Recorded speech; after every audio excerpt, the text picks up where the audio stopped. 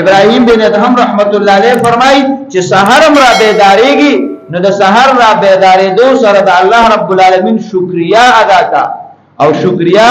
کوم شکریا ویلون باندې دا شکریا ادا کا دا الفاظ وایا الحمدلله الذي نور قلبي بنور الهدى ټول تعریفونه د هغه رب د پاره دي چې زما زړه د هدایت پر انا باندې روخانه کړی دی وجعلني من المؤمنين ولم يجعلني غالا زید مؤمنانو نه ګرځولې ما زی گمراه او بیلار نیم ګرځولې ودا شکریا د الله ادا کا چې د ایمان په دولت او په هدایت باندې مالا مالې ته دی ایمان او په گمراهه کټل نه نو دا شکریا ادا کا دویم نمبر د الله پاک شکریا ادا کا الحمدلله الذي جعلني من امه محمد صلی الله علیه وسلم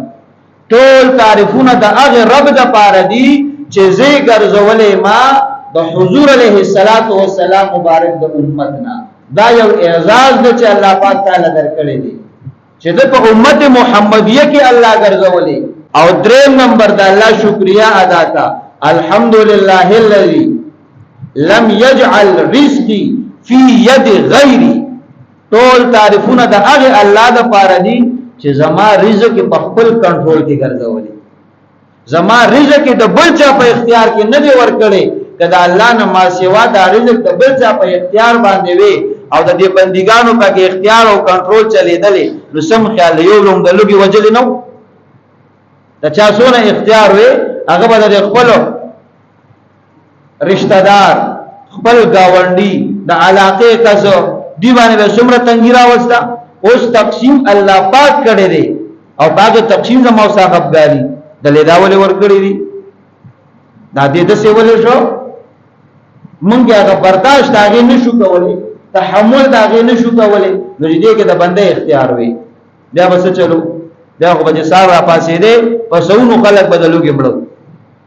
پچا به حساب بندول رزق پیواز خوراک نه دی پچا به حساب بندول پچا به اولاد بندو پچا به نکاحونه بندول پچا به کاروبار بندو پچا به دا کوټه را غرزول چې بد باندې چین به اطمینان بندا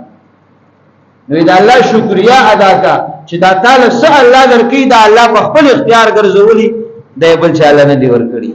پدې دا الله شکریا ادا کا او سلورم نمبر وی دا هوا چې الحمدلله الذي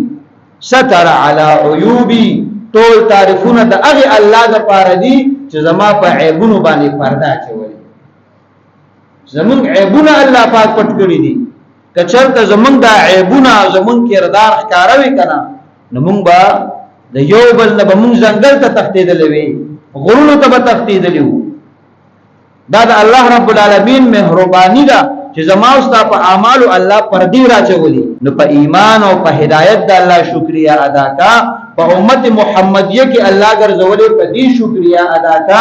رزق دا ټول ارشد الله په خپل اختیار ګرځولې دي الله یې دل درکې د بل چا په اختیار نشتا په دې شکریا ادا کا او الله دې عیبونه پټ کړی دي په دې د الله شکریا ادا کا